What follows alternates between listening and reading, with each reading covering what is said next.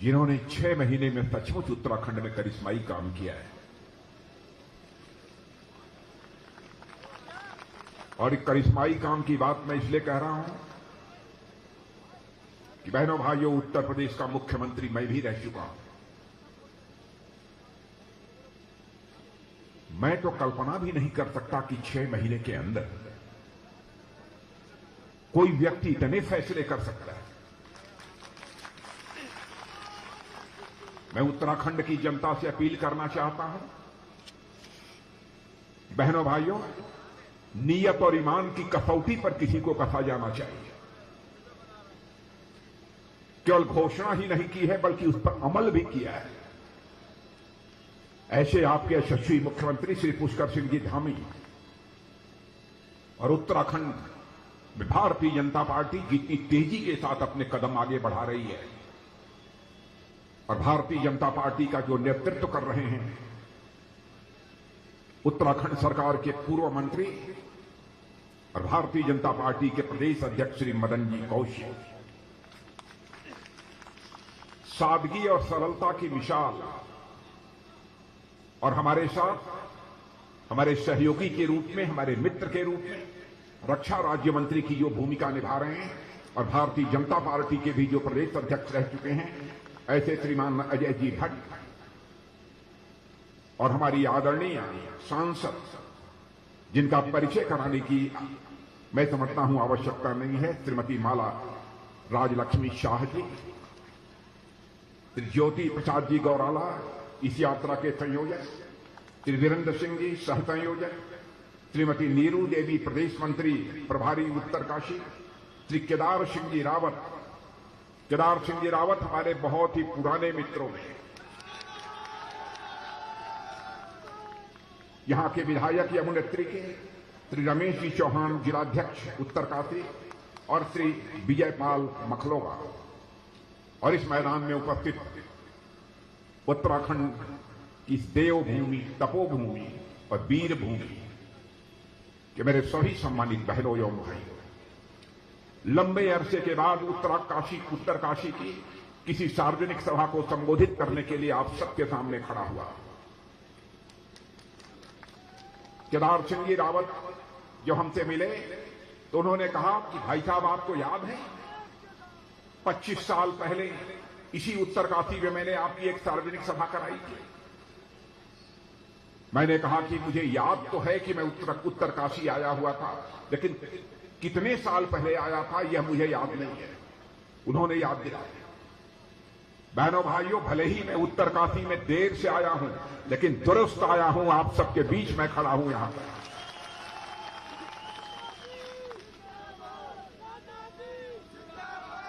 हम हिंदुस्तान में जहां भी रहे हों, जिस भी जिम्मेदारी का हमने निर्वाह किया हो, बहनों भाइयों, उत्तराखंड के प्रति जो हम लोगों के दिल में एक सम्मान है,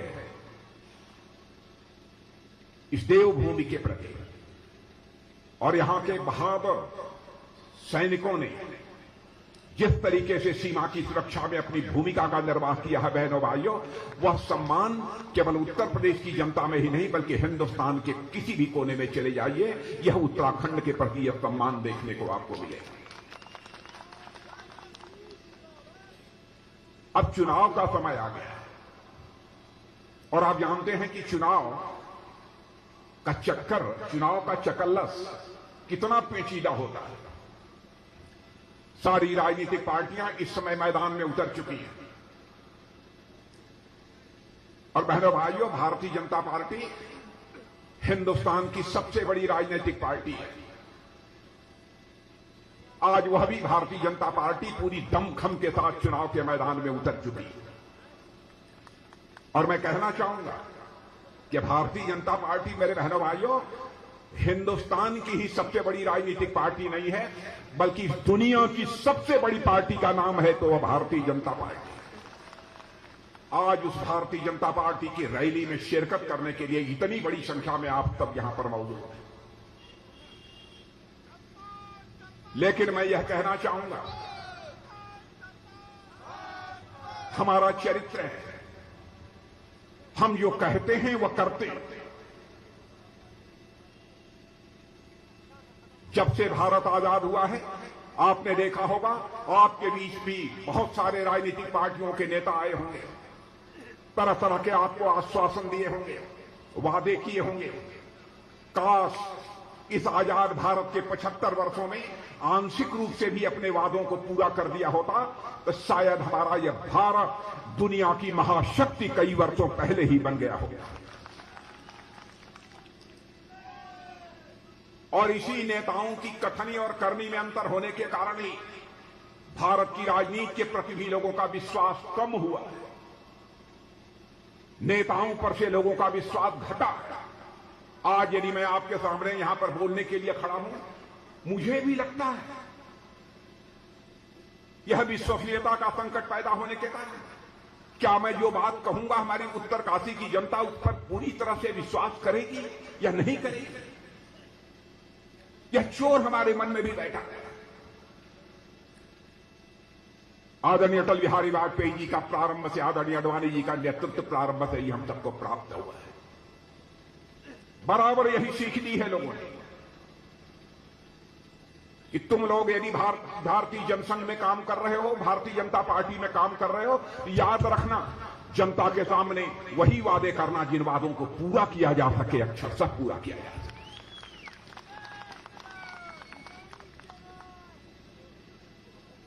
बहुत ज्यादा पीछे तो आपको नहीं ले जाना चाहूंगा, लेकिन 2014 से लेकर अब तक 7.5 वर्ष हो गए केंद्र में हमारी सरकार को काम करते हुए, हमारे यशस्वी प्रधानमंत्री आदरणीय नरेंद्र मोदी के नेतृत्व में। भले ही हमारा कोई विरोधी क्यों न हो, इस सच्चाई को उसे स्वीकार करना पड़ेगा। बहनों भाइयों, इन 7.5 वर्षों में अंतर्राष्ट्रीय जगत में भारत की साख बढ़ी है, भारत की प्रतिष्ठा बढ़ी है, भारत का मस्तक ऊंचा हुआ है। आपके उत्तराखंड के भी बहुत सारे लोग दुनिया के दूसरे देशों में जाते होंगे। कुछ लोग पढ़ाई लिखाई करने जाते होंगे, कुछ सैर सपाटा करने जाते होंगे। उनको इस बात की जानकारी होगी आज के कुछ वर्ष पहले भारत को अंतर्राष्ट्रीय मंच पर जिस गंभीरतापूर्वक लिया जाना चाहिए, लोग गंभीरतापूर्वक नहीं लेते। लेकिन आज आप मेरे उत्तराखंड इस वीरभूमि के रहने वाले बहनों भाइयों सीना ठोक कर कह सकते हो कि आज उस भारत के नागरिक हो कि अंतर्राष्ट्रीय मंचों पर आज भारत यदि कोई बात बोलता है तो दुनिया गंभीरतापूर्वक सुनती है और उस पर अमल करने की कोशिश करती है।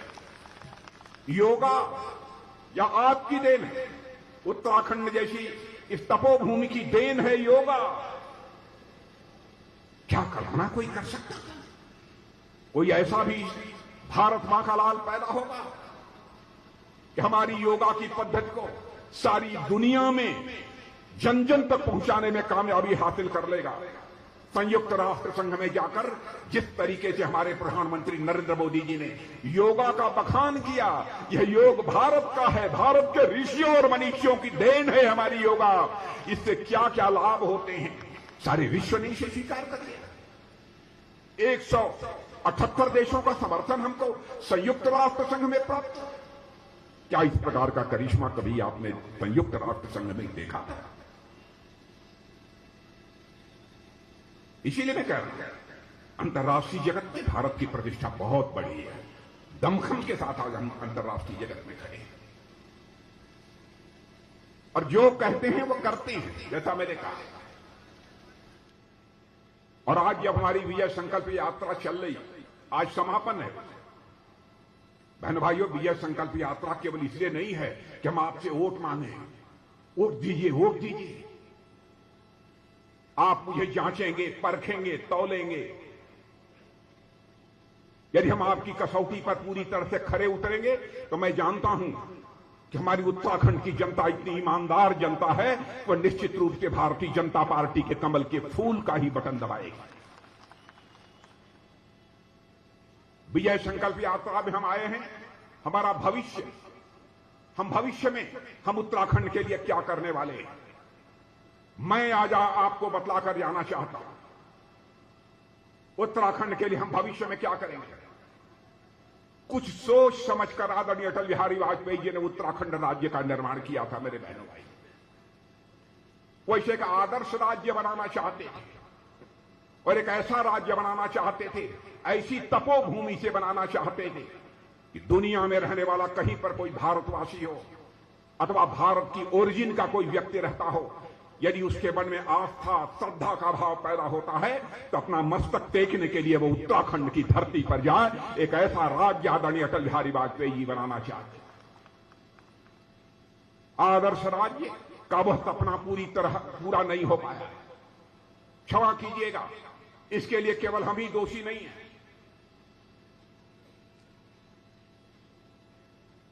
कोई कह दे कि साहब आपको तो हमने 5 साल का समय दिया, 5 साल में कभी आदर्श राज्य नहीं बन सकता। बहनों भाइयों, जो कहता है झूठ बोलता।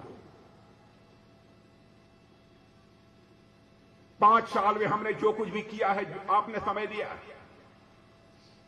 मैं आपको यकीन दिलाता हूं कि 5 साल का और समय दे दीजिए, उत्तराखंड एक आदर्श राज्य बनकर रहेगा। दुनिया की कोई ताकत हमें रोक नहीं सकती है। और यह बात मैं केवल अपने दमखम के आधार पर नहीं बोल रहा हूं। हमारे प्रधानमंत्री के दिल में इस उत्तराखंड को बनाने, आदर्श राज्य बनाने की एक तड़पन है, 30 है, उसे हमने देखा। केदारनाथ क्या हालत थी उस प्राकृतिक आपदा के बाद। हमारा ही प्रधानमंत्री साहब से रहा नहीं गया। उसने कहा कि इस केदारनाथ, इस भूमि, जो वह स्थान है, एक नए स्वरूप में दिखना चाहिए ताकि दुनिया के दूसरे देशों के से आने वाले लोगों के लिए भी एक आकर्षण का केंद्र बने। लेकिन हमारे यहां के कांग्रेस के एक पूर्व मुख्यमंत्री हैं, बड़े सीनियर नेता हैं,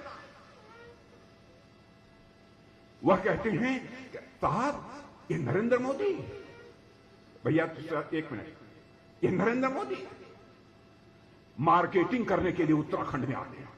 बहनों भाइयों, मैं पूछना चाहता हूं, क्या हमारा प्रधानमंत्री मार्केटिंग करने के लिए आता है?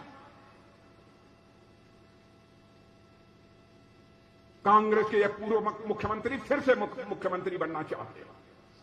वह कहते हैं अरे भाई, केदारनाथ में जो गुफा बनवाई है, गुफा तो कांग्रेस ने बनवाई है, और उसमें जाकर मोदी जी बैठ गए। मैं उन पूर्व मुख्यमंत्री जी जो फिर से मुख्यमंत्री बनना चाहते हैं, मैं उनसे पूछना चाहता हूं, यदि आपकी पार्टी ने, आपकी सरकार ने वह गुफा बनाई है तो साधना करने के लिए आप उस गुफा में बैठने की हिम्मत क्यों नहीं जुटा पाए?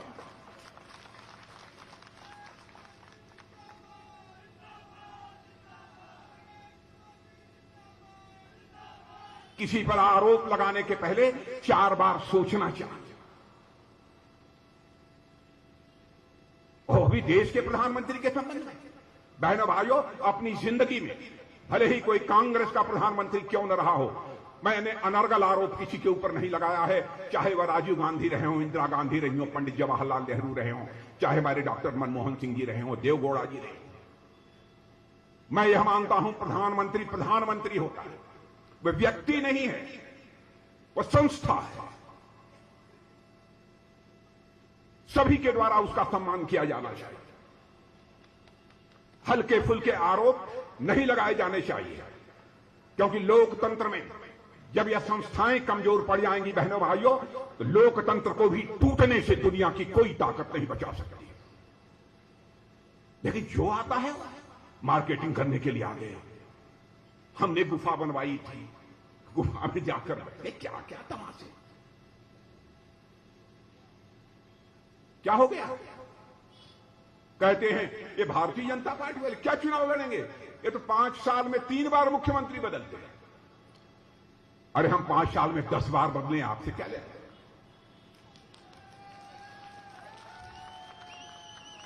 हम 5 साल में 10 बार बदले। और बहनों भाइयों, यदि हमने आपसे वादा किया होता, यदि किसी को प्रोजेक्ट करके हम इसको मुख्यमंत्री बनाएंगे, प्रोजेक्ट करके यदि हमने चुनाव लड़ा होता, तो हम 5 वर्ष में एक भी मुख्यमंत्री न बदलते। पार्टी ने चुनाव लड़ा, पार्टी का यह अंदरूनी मामला था। हमको जब लगा तो पार्टी ने फैसला किया और मुख्यमंत्री बदल लिया। हमारा कोई भी मुख्यमंत्री बुरा नहीं था, चाहे हमारे त्रिवेंद्र सिंह रावत रहे हों, चाहे तीरथ सिंह जी रावत रहे हों। बड़ी पार्टी होती है, उसको कई चीजों को सोच विचार कर फैसले करने पड़ते हैं। किसको कहां संगठन में लगाना, किसको संसद में भूमिका निभानी है, किसको किस रूप में क्या काम करना है, कब क्या जरूरत पड़ जाए किसी की, यह सब सोच समझ कर फैसले लेने पड़ते हैं। इसलिए हम लोगों ने बदल दिया। लेकिन आपके यहां क्या है? धर पे झांपी बवंडर। पता नहीं यहां कहावत ये प्रचलित है कि नहीं। चुनाव शुरू नहीं हुआ कि कांग्रेस में मारामारी शुरू। आप क्या चुनाव लड़ेंगे? अरे आप अपने यहां देखिए, आपकी पार्टी को चाहिए अपने गिरेबान में आपकी पार्टी झांक कर देखे। मैं किसी व्यक्ति की बात नहीं करता, आपकी पार्टी अपने गिरेबान में झांक कर देखे। और बहनों भाइयों, हमारी पार्टी विचारधारा की पार्टी है। चाहे अटल जी प्रधानमंत्री रहे हों, चाहे हमारे मोदी जी प्रधानमंत्री हैं, चाहे कोई भी भारतीय जनता पार्टी का प्रधानमंत्री बन जाए, जिस विचारधारा को भारत की राजनीति में स्वीकार करके हमने अपने कदम आगे बढ़ाए हैं, बहनों भाइयों, चाहे पहाड़ टूट पड़े, हम अपनी विचारधारा से 1 इंच भी डिगेंगे नहीं। और यही वसूलों के प्रति, विचारधारा के प्रति हमारी प्रतिबद्धता है। हम कहते रहे हम आएंगे, अयोध्या की धरती पर भव्य मंदिर बनाएंगे। कांग्रेस के लोग कहते थे, दूसरे लोग कहते थे, ये भाजपा वाले ऐसे ही लोगों की आंख में धूल झोंकते हैं।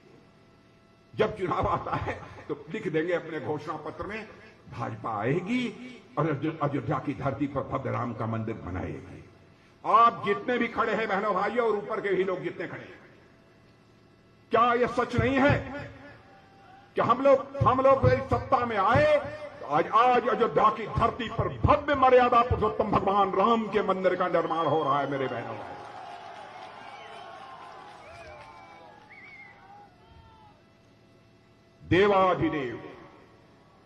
देवाधिदेव काशी विश्वनाथ, बाबा विश्वनाथ की यह भी धरती है। और जिस काशी से मैं आता हूं वह भी बाबा विश्वनाथ की धरती है। बहनों भाइयों, औरंगजेब ने जिस तरीके से काशी के विश्वनाथ मंदिर को तोड़ा,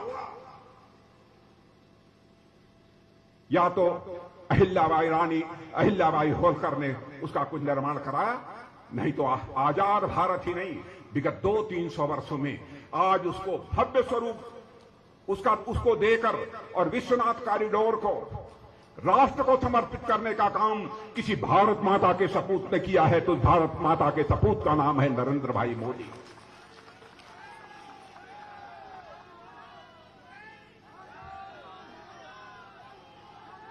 मैं कांग्रेस के मित्रों से कहना चाहता हूं, कृपया हमारा सुझाव है आपको, कांग्रेस के दोस्तों, आरोप लगाने के पहले 4 बार सोच लीजिए। सोमनाथ का मंदिर, राजेंद्र बाबू हमारे राष्ट्रपति थे, भारत के पहले राष्ट्रपति। महमूद गजनवी ने आकर किस तरीके से मंदिर को तोड़ा था,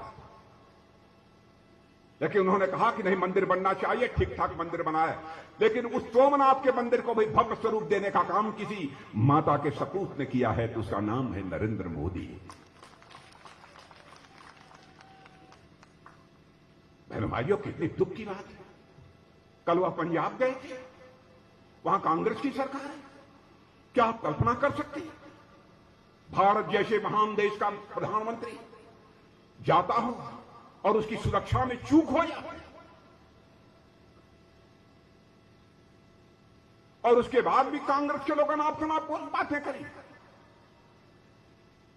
मैं आपसे पूछना चाहता हूं, मैं सभी से इसका जवाब मैं चाहता हूं, क्या बहनों भाइयों ऐसी कांग्रेस को क्षमा किया जाना चाहिए? मैं आपसे जवाब चाहता हूं, हाथ उठाकर बताइए कि क्षमा किया जाना चाहिए कि नहीं। मीडिया के लोग जरा पीछे देख लीजिए, लोगों की क्या आवाज है, यहां मत देखिए। मैं एक बार हाथ उठाकर बताइए, माफ किया जाना चाहिए।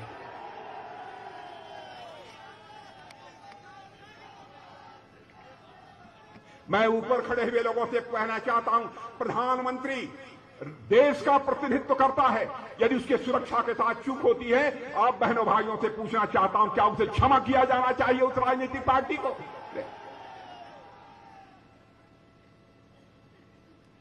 क्या तमाशा बना दिया। हम लोग भी मुख्यमंत्री रहे, ऐसी घिनौनी राजनीति बहनों भाइयों हम लोगों ने अपनी जिंदगी में कभी स्वीकार नहीं की। जो भी हम लोगों ने कहा है किया है।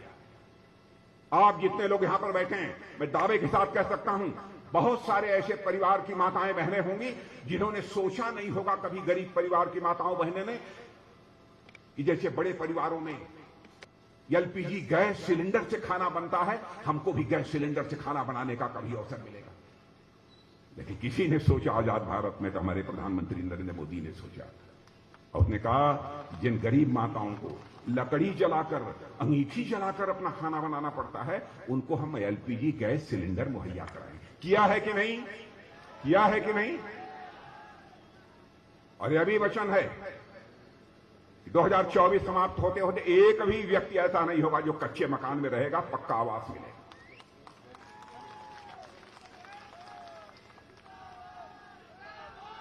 तीन चौथाई से अधिक काम पूरा हो चुका है।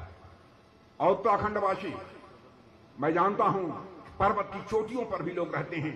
हम लोगों की कोशिश यह है 2024 समाप्त होते होते या 2025 तक ऐसे हालात पैदा कर दिए जाएं, किसी भी घर की माता बहन को हंडी लेकर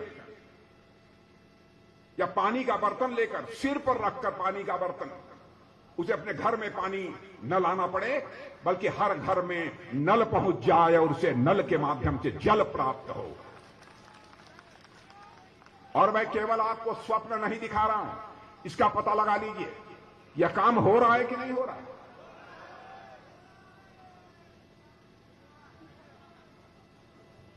और मान लीजिए आप में से किसी की तबीयत खराब हो जाती है, आपके जेब में पैसा नहीं है, आप इलाज कराना चाहते हैं, कैसे इलाज होगा? एक योजना हम लोगों ने चलाई है, आयुष्मान भारत। कान खोलकर सुन लीजिए, आप आयुष्मान भारत का कार्ड प्राप्त कीजिए। यहां के मैं विधायकों से भी कहूंगा, सांसद जी से भी कहूंगा, इसका पता लगाइए, कार्ड दीजिए। यदि आपके पास आयुष्मान भारत का कार्ड है तो बहनों भाइयों, प्रतिवर्ष 5 लाख रुपए तक का आपका मुफ्त इलाज किया जाएगा। यह आयुष्मान भारत योजना, करोड़ों लोगों को देश में इसका लाभ प्राप्त हो रहा है, करोड़ों लोग। यहां पर हमारे किसान भाई यदि हो जाए, हाथ उठाइएगा, किसान भाई जरा हाथ उठाइए। और मेरी बात सही हो तब भी एक बार ताली जरूर बजाइएगा। नहीं मैं कहने नहीं, जब मैं कहूंगा हमारी बात सही हो तो ताली बजाइएगा, नहीं मत बजाइएगा। क्या यह सही नहीं है? प्रधानमंत्री किसान सम्मान निधि के अंतर्गत प्रतिवर्ष 6,000 रुपया आपके खाते में पहुंच रहा है, पहुंच रहा है कि नहीं? अब मैं बतलाता हूं बहनों भाइयों, हमारे देश के प्रधानमंत्री थे आदरणीय स्वर्गीय राजीव गांधी। मैं उनका बहुत सम्मान करता हूं। मैं उनकी ईमानदारी पर भी कोई सवालिया निशान नहीं लगाना चाहता। उन्होंने एक बार कहा कि मैं तो परेशान हो गया, मेरी समझ में नहीं आता मैं क्या करूं। मैं 100 रुपया यदि दिल्ली से भेजता हूं तो उत्तरकाशी में पहुंचते पहुंचते लोगों के पास केवल 15 पैसा पहुंच पाता है। 100 पैसा भेजता हूं तो 15 पैसा पहुंच पाता है। यह बात उन्होंने कही थी, यह लाचारी व्यक्त की थी, अपने दिल की वेदना उन्होंने व्यक्त की थी। लेकिन जब हमारे प्रधानमंत्री मोदी जी बने तो उन्होंने कहा मैं प्रधानमंत्री, देश की जनता ने हमको बनाया है, प्रधान सेवक बनाया है, हम मजबूर प्रधान सेवक बनकर नहीं जिंदा रहना चाहते।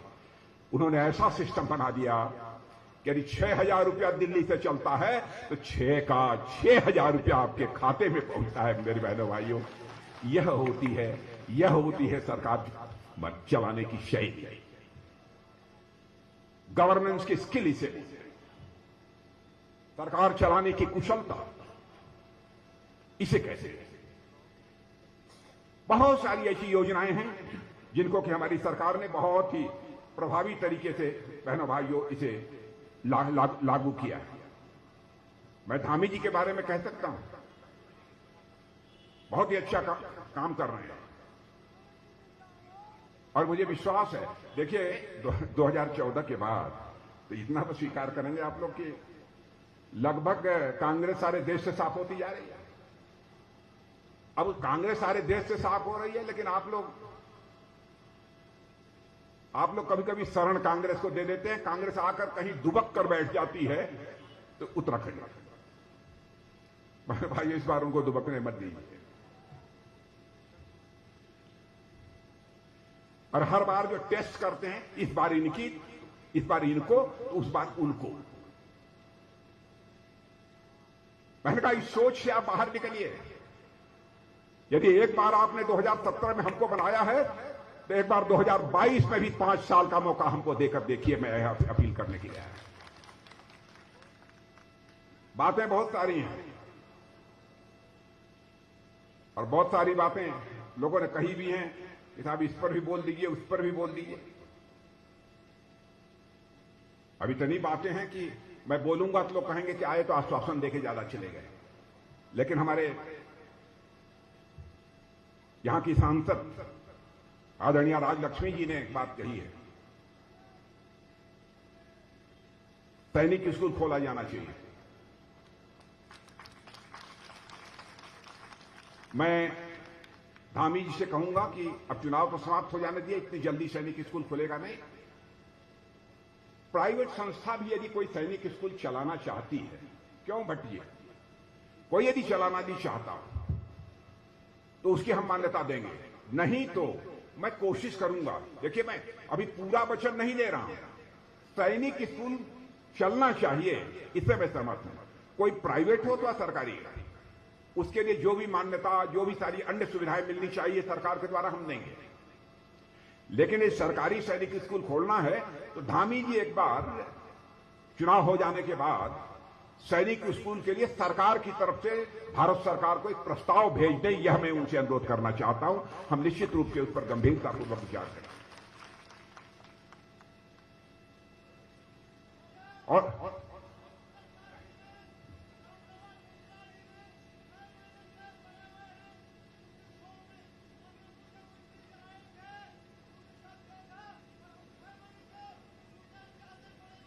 अच्छा, आप मिल लीजिएगा, मिल लीजिए। क्या मामला है तुम्हें मालूम? नहीं ठीक है, ठीक। नहीं ठीक, हो गई बात, हो गई बात। आप आ जाइएगा, मुख्यमंत्री जी मिल लेंगे आपसे। आप आइए। आप तो एकदम बिल्कुल भारतीय जनता पार्टी की टोपी लगाए भाजपा के कार्यकर्ता हैं। हाँ मुझे मालूम है, मैं जानता हूं। तो बहनों भाइयों, और कोई ज्यादा मुझे बात नहीं कहनी है।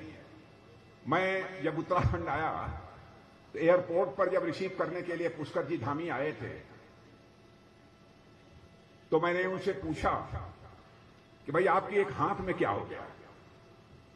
आपने देखा होगा ना, चोट लगी है ना? लगी है कि नहीं धामी जी के हाथ में चोट? तो मुझे याद आ गया, मैंने एक वीडियो देखा था। उस वीडियो में क्रिकेट खेल रहे थे और क्रिकेट खेलते हुए वो चोट लग गई थी। लेकिन देखिए, उसी दिन हमारी इच्छा हुई सचमुच की इनको केवल पुष्कर धामी नहीं कहा जाना चाहिए उत्तराखंड के मुख्यमंत्री को, बल्कि इन्हें तो धाकड़ धामी कहा जाना चाहिए, जिस तरीके से यह बल्लेबाजी कर रहे हैं।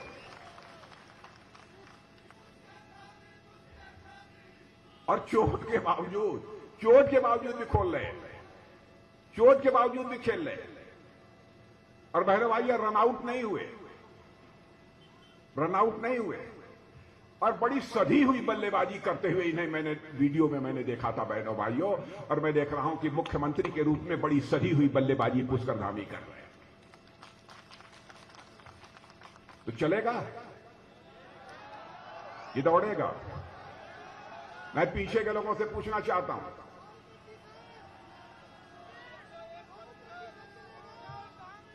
बहनों भाइयों, आपका समर्थन मिलना चाहिए। मैं बहुत ही विनम्रतापूर्वक शीश झुकाकर मैं आपका समर्थन चाहता हूं। हां, इतना मैं यकीन आपको दिलाकर जाना चाहता हूं कि बहनों भाइयों, आपका मस्तक किसी भी सूरत में झुकने नहीं देंगे। आपका मस्तक किसी भी सूरत में झुकने नहीं देंगे। आपने देखा हमारे जम्मू और कश्मीर में पुलवामा कांड हुआ, उरी कांड हुआ। पाकिस्तान ने आतंकवादियों को भेज दिया और हमारे कुछ सुरक्षा के जवानों की उन्होंने कायरतापूर्ण तरीके से उन्होंने हत्या की। पहले भी होता था, पाकिस्तान से आतंकवादी आते थे, लेकिन सरकारें चुप्पी साध कर बैठी रहती थी, हाथ पर हाथ धरे बैठी रहती थी और हमारे सुरक्षा के जवान उन आतंकवादियों से जम्मू कश्मीर में लड़ते थे। लेकिन हमारे प्रधानमंत्री ने फैसला किया, जिस तरीके की कायराना हरकत पाकिस्तान के आतंकवादियों ने की है उसका मुंहतोड़ जवाब दिया जाना चाहिए। और आपने देखा कि हमारे सुरक्षा के सेना के जवानों ने पाकिस्तान की धरती पर जाकर आतंकवादी ठिकानों को सफाया करने में कामयाबी हासिल की।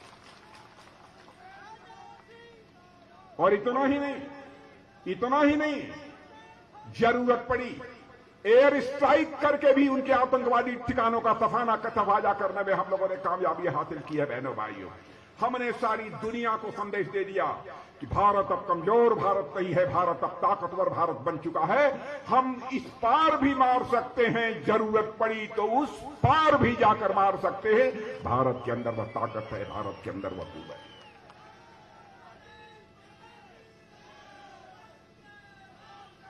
और जितने भी पड़ोसी देश हैं, मैं कहना चाहूंगा,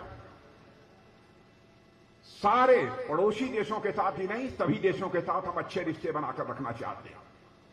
और मैं तो कभी भूल ही नहीं सकता, हमारे प्रधानमंत्री जी भी बराबर चर्चा करते हैं। जिंदगी में दोस्त बदल जाते हैं, लेकिन पड़ोसी कभी नहीं बदलता। और आप लोगों को भी कहना चाहता हूं, अपने पड़ोसी के साथ अच्छे रिश्ते बनाकर रखिएगा, पड़ोसी से लड़िए मत। जिंदगी में दोस्त बदल जाते हैं, लेकिन पड़ोसी नहीं बदलता। इसलिए आदरणीय अटल बिहारी वाजपेयी जी ने पाकिस्तान से भी अच्छे रिश्ते बनाने के लिए स्वयं चलकर पाकिस्तान पहुंच गए। लेकिन पता नहीं हमारे उस पड़ोसी को क्या हो गया है कि अपनी हरकतों से बाज ही नहीं आता। लेकिन इतना मानकर चलिए, बाज तो आना ही पड़ेगा बहनों भाइयों, बाज तो आना ही पड़ेगा। और बराबर जम्मू कश्मीर के सवाल को जिंदा रखना चाहता। अब हम लोगों ने धारा 370 समाप्त कर दी, जिसके अंतर्गत जम्मू कश्मीर को विशेष दर्जा प्राप्त था, विशेष दर्जा प्राप्त था। यानी वहां का जो बाहर से कोई गया तो जम्मू कश्मीर में जमीन नहीं खरीद सकता। अन्य भी बहुत सारे ऐसे अधिकार थे जिनसे वंचित था। जो पहले उधर जम्मू के पीओके से आए हुए थे भारत में, उनको नागरिकता तक नहीं मिलती, अनुसूचित वर्ग को आरक्षण नहीं मिलता था, आदिवासियों को आरक्षण नहीं मिलता था, कुछ भी नहीं होता, पिछड़े वर्ग को आरक्षण नहीं मिलता। हम लोगों ने 1951 में कहा था, जब पंडित श्यामा प्रसाद जी मुखर्जी थे भारतीय जनसंघ के अध्यक्ष, जिस दिन हमारी सरकार बन जाएगी, जम्मू कश्मीर को जिस धारा 370 के अंतर्गत विशेष दर्जा प्राप्त है, हम उसको चुटकी बजाकर समाप्त कर देंगे। और बहनों भाइयों, देखा हमारी सरकार बनी और जम्मू कश्मीर की धारा 370 को हम लोगों ने चुटकी बजाकर जय श्री राम बोल दिया, जय श्री राम। यह है हमारी विश्वसनीयता की सबसे बड़ी ताकत। और यह उत्तराखंड में भी कायम रहेगा, आपको यकीन दिलाता हूं। इसलिए मैं आप लोगों से यही अपील करना चाहता हूं कि मेरे बहनों भाइयों, आपका आशीर्वाद प्राप्त होना चाहिए। और यदि आप आशीर्वाद देना चाहते हैं तो यहां और वहां और इधर मैं सभी से अनुरोध करूंगा कि एक बार हाथ उठाकर, दोनों हाथ ऊपर करके एक बार हम सबको आपका अपना आशीर्वाद प्रदान करें। इन्हीं शब्दों के साथ आप सबको बहुत बहुत धन्यवाद। बोलिए भारत माता की, भारत माता की, भारत माता की।